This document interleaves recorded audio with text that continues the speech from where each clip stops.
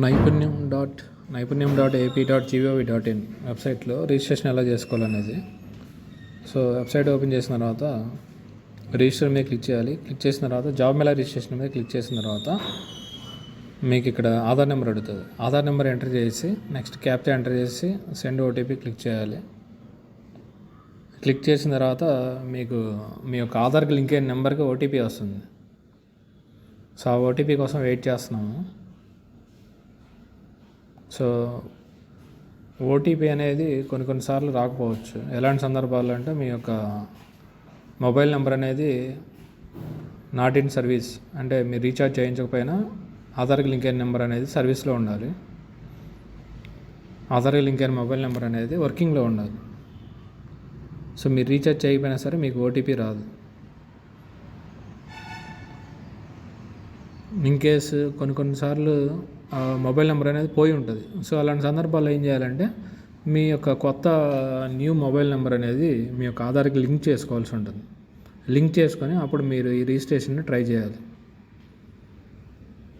So OTP enter చేస్తేనే అది మనకి అకౌంట్ అనేది ప్రాసెస్ అనేది ముందుకు కదులుతుంది, లేకపోతే అక్కడే ఉంటుంది. ఓటీపీ మస్ట్ అండ్ షుడ్గా ఎంటర్ చేయాలి.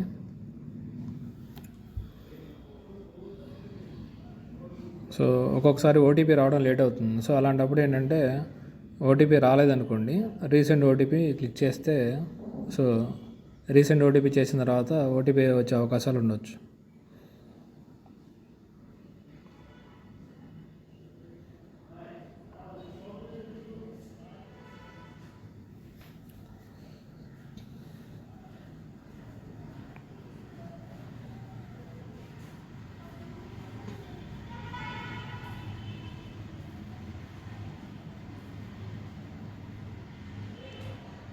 సో మనకి ఇక్కడ ఓటీపీ అనేది రావడం జరిగింది. సో ఇప్పుడు ఆ ఓటీపీని ఎంటర్ చేద్దాం. సో ఓటీపీ ఎంటర్ చేస్తున్నాను. సో ఓటీపీ ఎంటర్ చేసి వెరిఫై ఆధార్ మీద క్లిక్ చేయాల్సి ఉంటుంది. సో వెరిఫై ఆధార్ మీద క్లిక్ చేసిన తర్వాత మీకు ఇలా వస్తుందన్నమాట, పర్సనల్ ఇన్ఫర్మేషన్ వస్తుంది. సో ఇక్కడ కొన్ని డిఫాల్ట్గా వచ్చేస్తాయి అనమాట. మీ ఆధార్లో ఉన్న డేటాబేస్ని బేస్ చేసుకొని కొన్ని డిఫాల్ట్గా వచ్చేస్తాయి.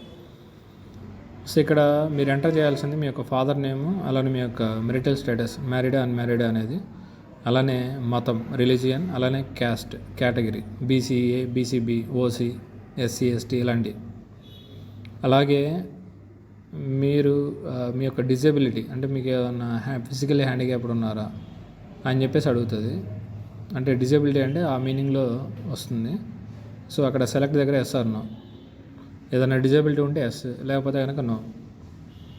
అలానే నెక్స్ట్ ప్రొఫైల్ ఫోటో కూడా అప్లోడ్ చేయాల్సి ఉంటుంది.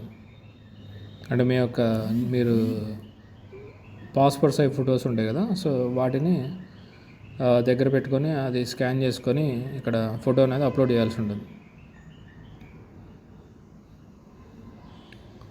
అలాగే కింద వచ్చేసరికి మీకు కాంటాక్ట్ డీటెయిల్స్, అంటే మీ యొక్క ఈమెయిల్ ఐడి, వర్కింగ్లో ఉన్న ఈమెయిల్ ఐడి అనేది మీరు ఇక్కడ ఇవ్వాల్సి ఉంటుంది.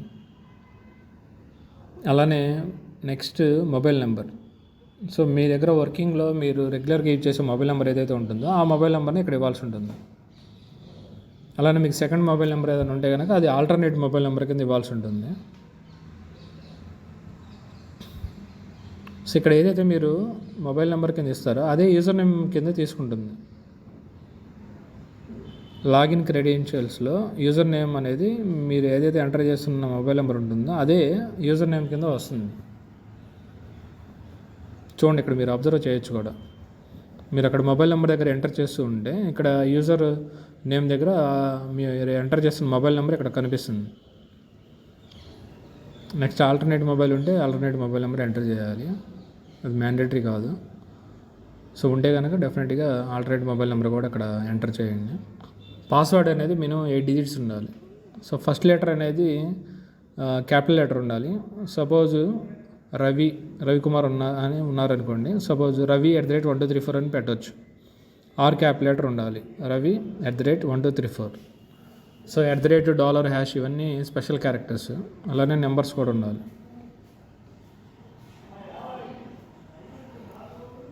సో పాస్వర్డ్ సెట్ చేసిన తర్వాత కింద మీకు కమ్యూనికేషన్ అడ్రస్ ఉంటుంది. కమ్యూనికేషన్ అడ్రస్లో రూరల్, అర్బన్ అని ఉంటుంది. రూరల్ అంటే విలేజ్, అర్బన్ అంటే సిటీ. సో మీ యొక్క అడ్రస్ని జాగ్రత్తగా మీ ఆధార్లో ఉన్న అడ్రస్ని బేస్ చేసుకుని అడ్రస్ని కూడా ఎంటర్ చేయాల్సి ఉంటుంది. సో అడ్రస్ ఎంటర్ చేసిన తర్వాత ఒకసారి డీటెయిల్స్ అన్నీ మనం ఎక్కడైనా ఏదైనా కాలం ఏదైనా పర్టికులర్ మిస్ చేసామా లేదా అనేది చెక్ చేయండి. డీటెయిల్స్ అన్నీ కరెక్ట్గా ఉన్నాయో చూసుకోండి. కొన్నిసార్లు ఏమవుతుందంటే మీరు మొబైల్ నెంబర్ ఇచ్చేసి నెక్స్ట్ కొట్టారనుకోండి, ఒక్కోసారి ఆల్రెడీ ఎగ్జిస్టెడ్ అని వస్తుంది. సో అలాంటప్పుడు ఏంటంటే మీ దగ్గర ఉన్న ఆల్టర్నేట్ మొబైల్ నెంబర్ కింద పెట్టేసుకొని ఆల్టర్నేట్ నెంబర్ కింద నెంబర్ ఇవ్వకపోయినా పర్లేదు. మొబైల్ నెంబర్ కింద ఏదైతే ఇచ్చిన నెంబర్ ఆల్రెడీ ఎగ్జిస్ట్ వస్తే ఆల్టర్నేట్ మొబైల్ నెంబర్ కింద పెట్టేసుకొని ఆల్టర్నేట్ మొబైల్ నెంబర్ వదిలేసినా పర్లేదు. అది ఎలాంటి సందర్భాల్లో ఒక్కొక్కసారి ఆల్రెడీ ఎగ్జిస్టెడ్ అని వస్తుంది నెక్స్ట్ క్లిక్ చేసినా కానీ. సో ఆల్రెడీ ఎగ్జిస్టెడ్ రాకపోతే మీ యాజ్ ఇట్ ఈస్గా మీ యొక్క మొబైల్ నెంబర్నే ఉంచేయాలి. సో ఇక్కడ మనం ప్రొఫైల్ ఫోటో అనేది అప్లోడ్ చేయలేదు, అది చేద్దాము. ప్రొఫైల్ ఫోటో కూడా అప్లోడ్ చేసిన తర్వాత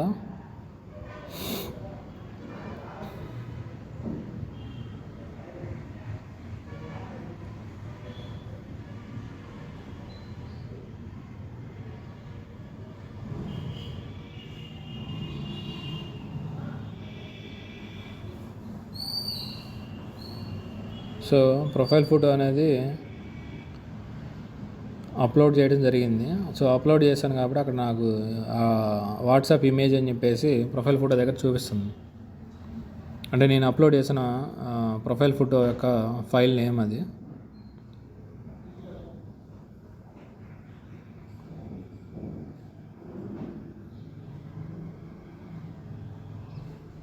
సో ప్రొఫైల్ ఫోటో అప్లోడ్ చేసేసిన తర్వాత డీటెయిల్స్ అన్నీ కరెక్ట్గా ఉన్నాయో చూసుకొని లాస్ట్లో నెక్స్ట్ మీద క్లిక్ చేయాలి. నెక్స్ట్ మీద క్లిక్ చేసిన తర్వాత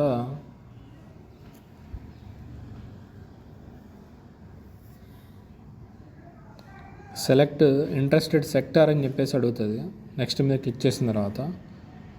సో దానికన్నా పైన ఒక 2 కాలమ్స్ ఉంటాయి. సో మీరు కొంచెం కిందకి స్క్రోల్ డౌన్ చేసి ఆ పైన ఉన్న 2 కాలమ్స్ కూడా ఎంటర్ చేయాల్సి ఉంటుంది. అంటే ఎడ్యుకేషను అలానే ప్రొఫెషనల్ ఎక్స్పీరియన్స్ ఈ 2 కూడా ఎంటర్ చేయాల్సి ఉంటుంది. ఎడ్యుకేషన్ వచ్చేసరికి పర్సూయింగ్గా పాస్అవుట్ అయితే పాస్అవుట్, డిగ్రీ కోర్సెస్ అయితే కనుక నాన్ ఇంజనీరింగ్ కింద వస్తాయండి. సో యూజీ టైప్ అడుగుతుంది, యూజీనా ఎడ్యుకేషన్ టైప్, యూజీనా పీజీనా, ఎంబీఏ ఎంసీఏ ఇలాంటివన్నీ అయితే పీజీ కింద వస్తాయి. డిగ్రీ కోర్సెస్ అయితే కనుక యూజీ కింద వస్తాయి, బీటెక్ ఇలాంటివన్నీ కూడా. అలానే ప్రొఫెషనల్ ఎక్స్పీరియన్స్ ఏమైనా ఉంటే ఎస్, లేకపోతే నో. సెల్ఫ్ ఎంప్లాయ్మెంట్ ఏమైనా చేస్తూ ఉంటే ఎస్, లేకపోతే నో. అలానే ఇంట్రెస్టెడ్ సెక్టార్ ఐటీఎస్ అని పెట్టాము. సో ఇక్కడ మీకున్న ఏదైతే ఇంట్రెస్ట్ సెక్టార్ ఉంటుందో అది సెలెక్ట్ చేసుకోవాలి. అలానే కింద కోర్సెస్ అడుగుతుంది. సో ఆ సెక్టార్ రిలేటెడ్గా కొన్ని కోర్సెస్ అనేది ఉంటాయి. అన్నిట్లో మీకు సూటబుల్గా మీకు నచ్చిన కోర్సెస్ని సెలెక్ట్ చేసుకోవాలి.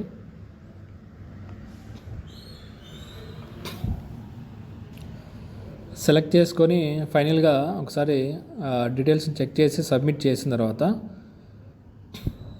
Your account has been created successfully అని మెసేజ్ వస్తుంది. సో అంటే మీ యొక్క అకౌంట్ అనేది క్రియేట్ అయిపోయింది. సో ఇప్పుడు పైన అక్కడ క్లిక్ హియర్ టు లాగిన్ ఉంటుంది, అది క్లిక్ చేసిన తర్వాత లాగిన్లో అడ్మినిస్ట్రేటర్ సిటిజన్ అనేది పెట్టుకోవాలి. యూజర్ నేమ్ మొబైల్ నెంబర్ చెప్పాను కదా. సో పాస్వర్డ్ అనేది నాగా. సో పేరులో ఫస్ట్ 4 డిజిట్స్ ఇచ్చేసి మీ పేరు @1234 అట్లా పెట్టుకోవచ్చు అనమాట. అలానే క్యాప్చా ఎంటర్ చేసి లాగిన్ చేయాలి. సో లాగిన్ చేసిన తర్వాత డాష్బోర్డ్లో నో డేటా ఫౌండ్ అని వస్తుంది. సో మొబైల్లో లాగిన్ చేసేటప్పుడు ఏంటంటే మీరు క్రోమ్లో సెట్టింగ్స్ ఉంటాయి, సెట్టింగ్స్లో డెస్క్టాప్ సైట్లో పెట్టుకోవాలి. సో అప్పుడు మీకు ఇక్కడ ఫోటో ఇవన్నీ కూడా విజిబుల్ అవుతాయి. ఫోటో కింద డాష్బోర్డు, అలానే రెజ్యూమ్, జాబ్ మేళా నోటిఫికేషన్స్ ఇవన్నీ ఉంటాయి. సో మీరు ఏదైనా జాబ్ మేళాకి అటెండ్ అవ్వాలి అనుకుంటే జాబ్ మేళా మీద క్లిక్ చేయాలి. జాబ్ మేళా మీద క్లిక్ చేసిన తర్వాత మీరు ఏ లొకేషన్లో అయితే జాబ్ మేళాకి అటెండ్ అవ్వాలనుకుంటున్నారో ఆ లొకేషన్, పర్టికులర్ లొకేషన్ మీకు ఐడియా ఉంటుంది కాబట్టి ఆ లొకేషన్లో ఆ డేట్ని ఏ జాబ్ మేళాకి అయితే మీరు వెళ్తున్నారో ఆ జాబ్ మేళా మీద క్లిక్ చేయాలి. క్లిక్ చేసిన తర్వాత అక్కడ ఆ జాబ్ మేళాలో పార్టిసిపేట్ చేసే కంపెనీస్ ఉంటాయి. సో ఆ కంపెనీస్కి మీకు నచ్చిన జాబ్ రోల్స్ ఏవైతే ఉన్నాయో ఆ కంపెనీస్కి మీరు అప్లై చేసుకోవచ్చు. అంటే అప్లై మీద క్లిక్ చేస్తే ఇంట్రెస్టెడ్ అనే వస్తుంది గ్రీన్ కలర్లో.